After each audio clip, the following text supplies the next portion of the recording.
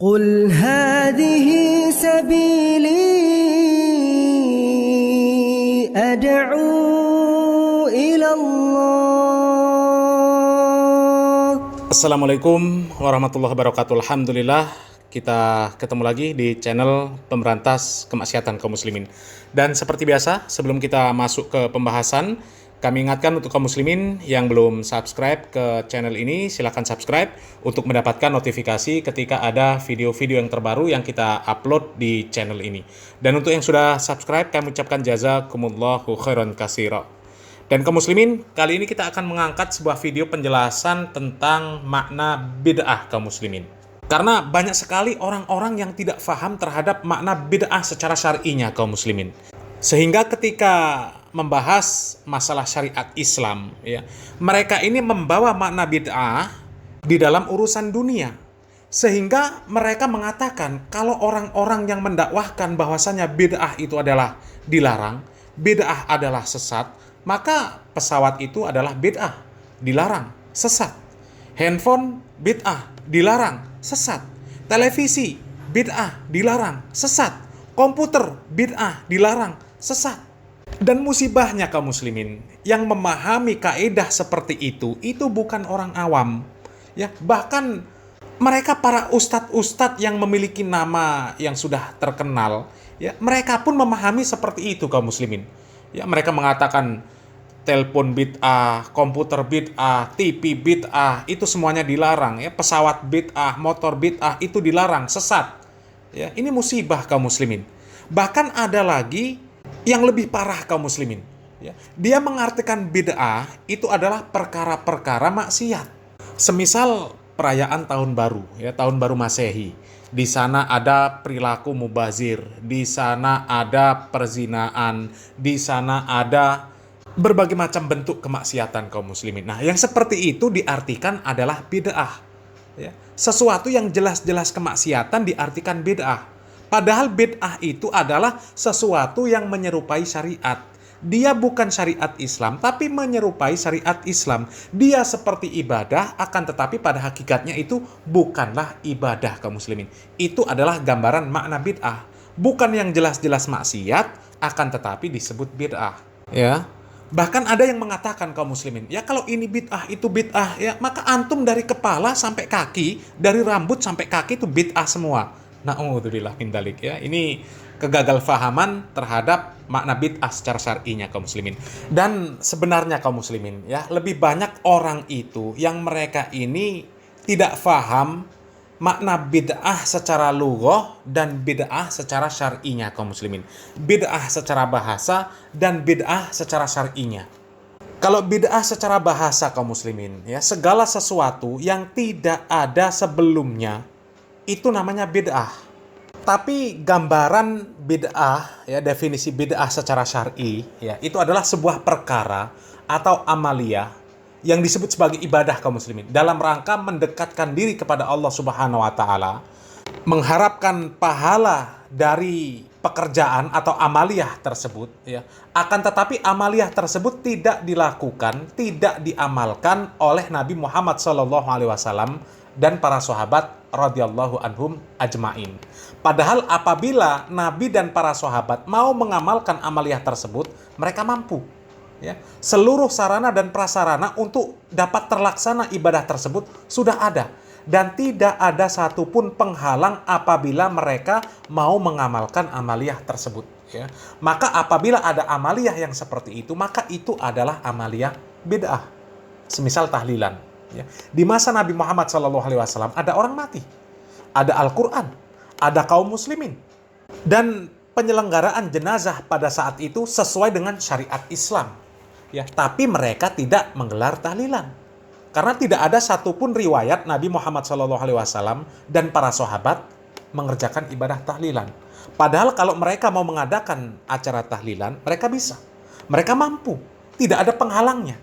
Maka amaliyah yang seperti itu disebut amaliyah bid'ah. Ya. Tapi apabila ada amaliyah yang tidak dikerjakan oleh Nabi Muhammad SAW, tidak dikerjakan oleh para sahabat, ya, karena ada penghalangnya, maka itu tidak disebut bid'ah.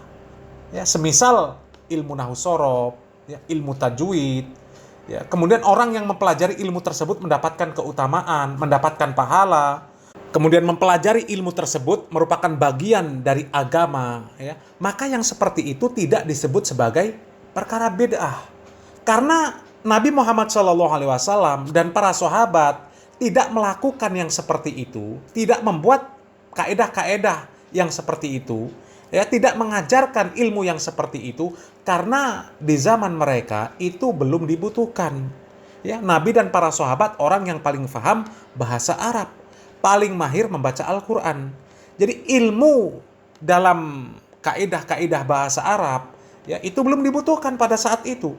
Ilmu kaedah-kaedah dalam membaca Al-Quran belum dibutuhkan pada saat itu, karena mereka adalah orang-orang yang faham, ya, orang-orang yang paling mahir di dalam membaca Al-Quran. Jadi meskipun membuat ilmu kaedah bahasa Arab, membuat ilmu kaedah membaca Al-Quran, ya, ilmu nahwu shorof, ilmu tajwid, ya, meskipun Nabi dan para sahabat mampu untuk membuat ilmu tersebut, akan tetapi pada saat itu belum dibutuhkan kaum muslimin, ya, sehingga tidak bisa disebut itu adalah sebuah perkara bid'ah. Akan tetapi kaum muslimin, untuk lebih jelasnya, di sini ada video, di mana di video ini Ustadz Abu Yahya Badrus Salam ini menjelaskan tentang kaidah-kaidah memahami bid'ah secara terperinci kaum muslimin, ya. Mudah-mudahan dengan menyimak video dari beliau ini, ya, orang yang tadinya belum faham tentang kaidah-kaidah memahami perkara bid'ah menjadi faham kaum muslimin, ya. Langsung saja kita simak videonya kaum muslimin, mudah-mudahan bermanfaat. Barakallahu fikum. Wassalamualaikum warahmatullahi wabarakatuh. Pertama, kata kullu dalam bahasa Arab itu min alfadhil umum. Secara ilmu usul fikih, para ulama usul fikih ketika membahas tentang lafaz-lafaz yang menunjukkan kepada makna yang sifatnya umum, kullu termasuk makna yang sifatnya umum. Artinya semua. Dan kaidah usul fikih mengatakan sesuatu yang sifatnya umum tidak boleh dikhususkan kecuali dengan dalil. Maka biarkanlah keumumannya tersebut sesuai dengan keumumannya sampai ada dalil yang mengkhususkannya. Maka kalau kita lihat Nabi sallallahu alaihi wasallam bersabda kullu bid'atin dhalalah. Setiap bid'ah itu apa? Sesat. Memang sebagian ulama mengatakan, ya, seperti yang dinukil oleh Al-Imam An-Nawawi bahwa kullu di sini amun makhsus. Ya, umum tapi dikhususkan. Nah, terjadilah perselisihan para ulama apakah ada namanya bid'ah hasanah atau tidak. Ya. Pertama sedikit saya ingin membahas tentang apa itu bid'ah secara bahasa dan apa itu bid'ah secara istilah. Karena ini berhubungan erat insyaallah. Bid'ah secara bahasa artinya segala sesuatu yang baru ada yang sebelumnya tidak ada. Perhatikan, segala sesuatu yang yang baru ada yang sebelumnya tidak ada. Mobil bid'ah, betul.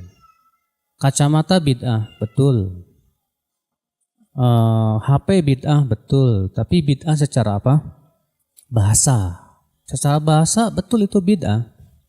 Tapi apakah sesuatu yang sifatnya secara bahasa itu bid'ah, secara istilah itu bid'ah? Tentu tidak. Karena bid'ah secara istilah syariat itu adalah terfokus kepada masalah agama, din. Makanya Imam Asy-Syatibi rahimahullah ketika mendefinisikan bid'ah, beliau berkata begini, ibarah an tariqatin fid dini mukhtara'ah tudahi syar'iyyah yuqsadu bisuluki 'alaiha al-mubalaghatu fi ta'abbud lillahi subhanahu. Ungkapan tentang tata cara dalam agama. Lihat, tata cara dalam apa? Dalam agama yang dibuat-buat dan menyerupai syariat. Yang diinginkan darinya bersungguh-sungguh dalam rangka ibadah kepada Allah Subhanahu wa taala.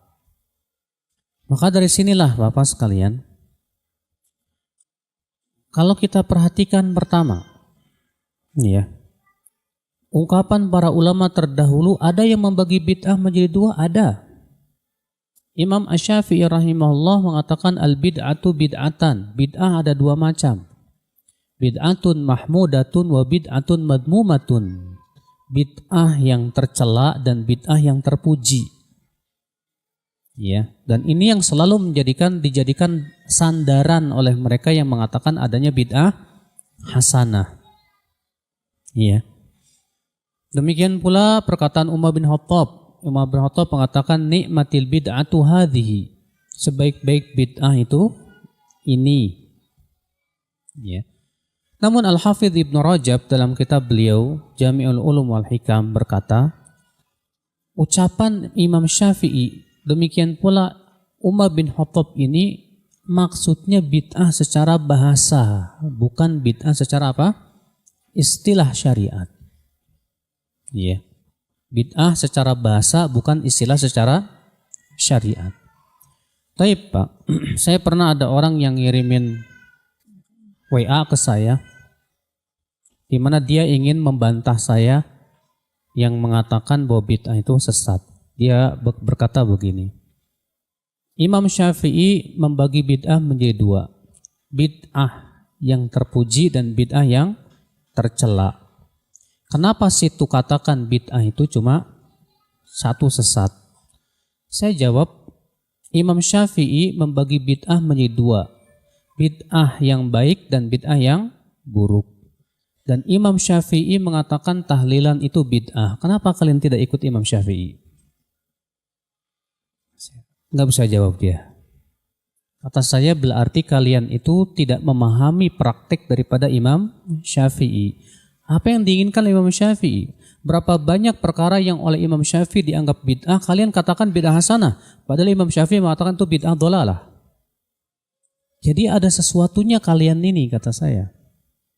Berarti dalam perkataan Imam Syafi'i ini hanya jadikan tameng saja, Pak. Tapi kemudian dalam prakteknya malah menyelisihi daripada perbuatan Imam Syafi'i rahimahullah. Taib, Imam Nawawi rahimahullah juga termasuk ulama yang mengatakan adanya bid'ah hasanah. Tapi ketika beliau ditanya tentang sholat raghaib dan nisfu Sya'ban, beliau berkata apa? Fa inna hataini sholataini lam yarid fihim hadithun sahih wa huma bid'atani madmumatani, kata beliau.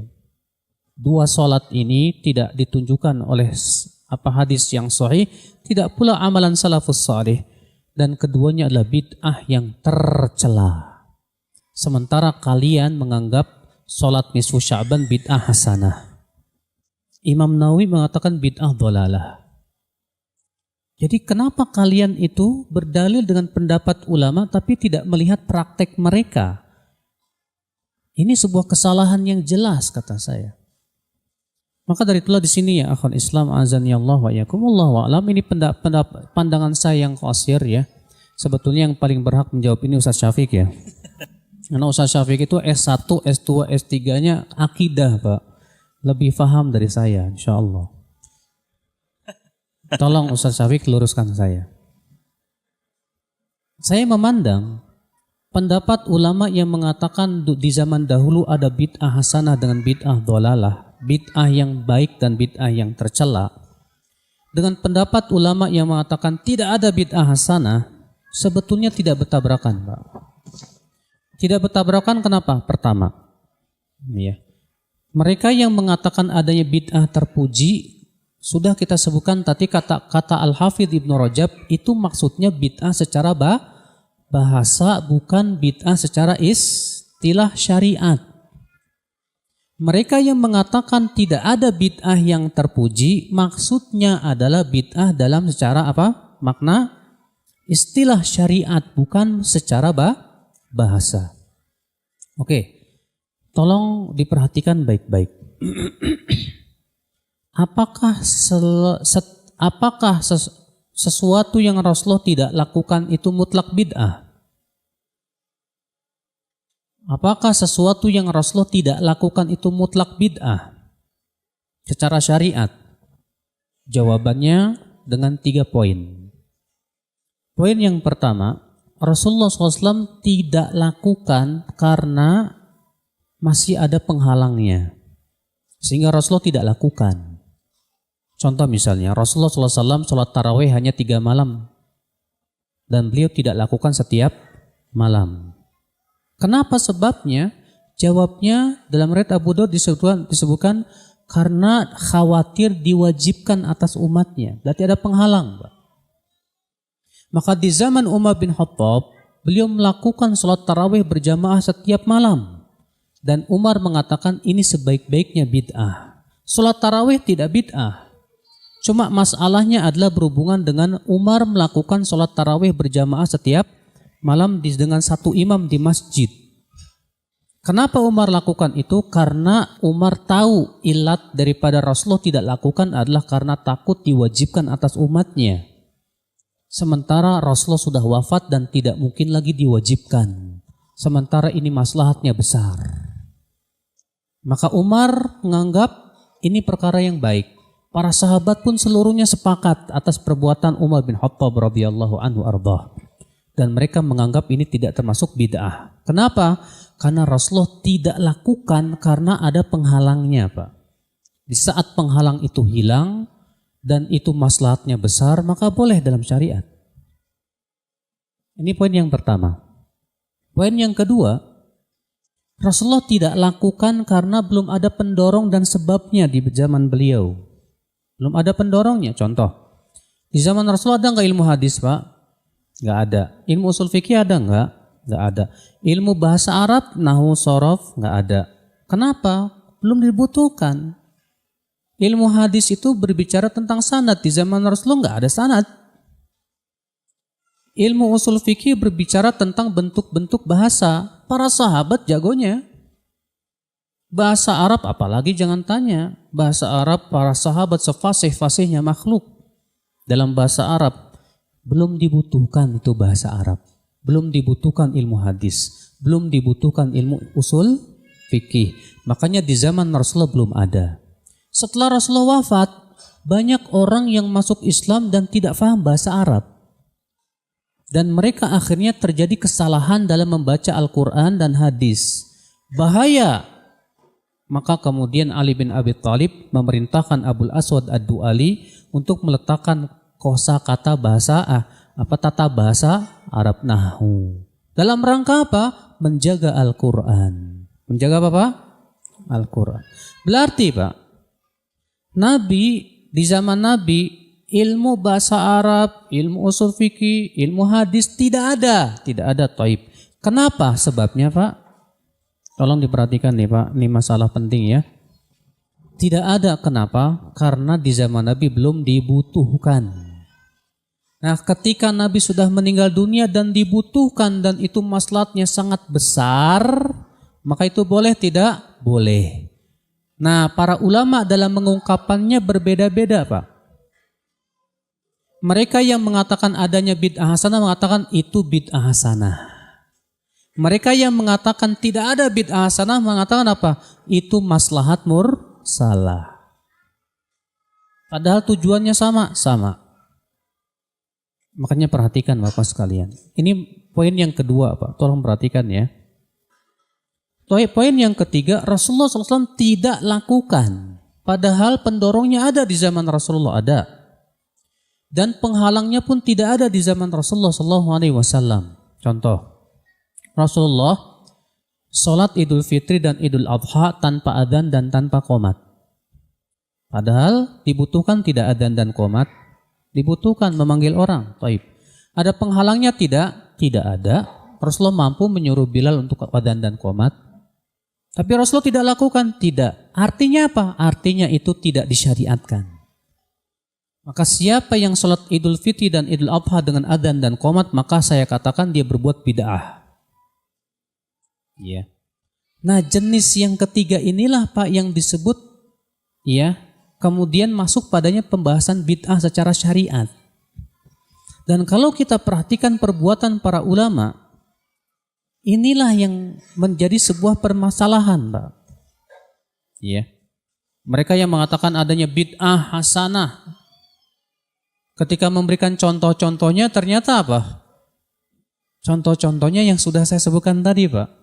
Yang Rasulullah tidak lakukan di zaman beliau karena masih ada penghalangnya atau belum ada pendorongnya. Baru kemudian diada-adakan karena mereka melihat adanya pendorong yang mengharuskan dan maslahatnya besar. Tapi dalam mengungkapkannya mereka berbeda-beda. Yang satu mengatakan ini bid'ah hasanah, yang satu mengatakan maslahat mursalah. Oleh karena itulah Bapak sekalian, kalau kita melihat praktek-praktek para ulama dalam menilai suatu perkara itu bid'ah hasanah, beda jauh Pak dengan praktek di zaman sekarang. Di zaman sekarang itu yang penting menurut dia baik jadi bid'ah hasanah. Yang penting baik jadi bid'ah hasanah. Ini jelas membuka pintu kebid'ahan sebesar-besarnya dalam din. Sementara di zaman dahulu mereka melihat dengan kaidah-kaidah dan dhawabit yang sangat jelas. Kapan perkara itu menjadi boleh walaupun di zaman Rasulullah SAW tidak ada. Maka dari sinilah saudaraku ikhwatul Islam azani Allah wa iyyakum ya bahwa ternyata poin pertama perkataan Umar bin Khattab, Imam Syafi'i dan para ulama yang mengatakan adanya bid'ah yang baik itu Pak, itu maksudnya bid'ah secara bahasa, bukan secara istilah.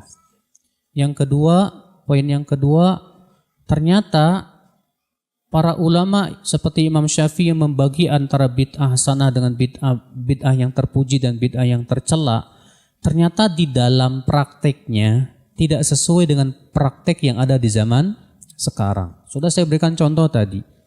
Imam Syafi'i mengatakan maktam itu termasuk perkara yang bid'ah, tercela. Bahkan dalam kitab